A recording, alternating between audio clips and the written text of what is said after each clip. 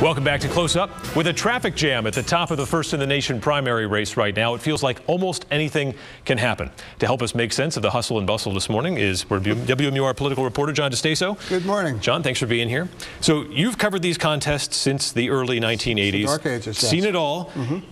Set the scene for us. This has got to be one of the most jumbled, sort of biggest question mark, cloudiest, foggiest, I'll stop using superlatives and let you talk kind of races we've seen. Everything you said, I would just say yes, that is absolutely the case.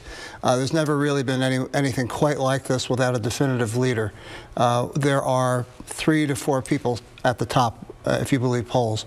And there's little time, but yet so much time yet for so many different things to happen, ebb and flow, gaffes, more developments on the world stage.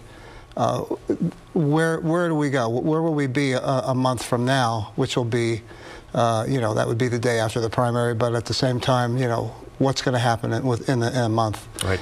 And of course, the Iowa caucus will come first, right, and that will have a major effect on New Hampshire. At least in the beginning, if I may just quickly say. But don't forget that those 8 days between Iowa and New Hampshire sometimes can be an eternity, because someone can come out of Iowa with a huge boost of momentum. Something can happen. Anything can happen during those 8 days that could shift the dynamic by the time our voters go to the polls. What about the expectations game? Who is talking about winning and who's talking about, hey, I need to make a splash and finish top 5? The only one that I know that has actually said, I am going to win the New Hampshire primaries, from Bernie Sanders. He said that as far back as last summer. Now expectations are beginning to be set. Many candidates will sort of lower expectations for themselves so that they can then spin that they exceeded them. Remember Bill Clinton in 1992.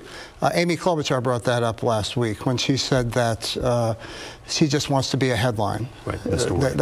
And she could be, depending upon where she finishes. There will be. The way I look at it is we could have the New England contest, who's going to win between Bernie and Elizabeth Warren, and who's going to be that non-New England candidate. Joe Biden, with everything that's going on in the world stage right now, seems to be benefiting, not that anything's good about what's going on, but from a political standpoint, with his experience in the White House, could have some benefit as someone that people will look at as, being in a position that could handle these foreign policy challenges. Yeah, well, it's going to be something else to watch. And as you mentioned, from international affairs to the impeachment in Washington, this is going to go down to the wire in the biggest way. And it's historic. It's an honor to be covering it alongside you. Well, same here, Adam. All right. Thank you. So thanks for joining us, and we'll be talking about this plenty in the weeks to come.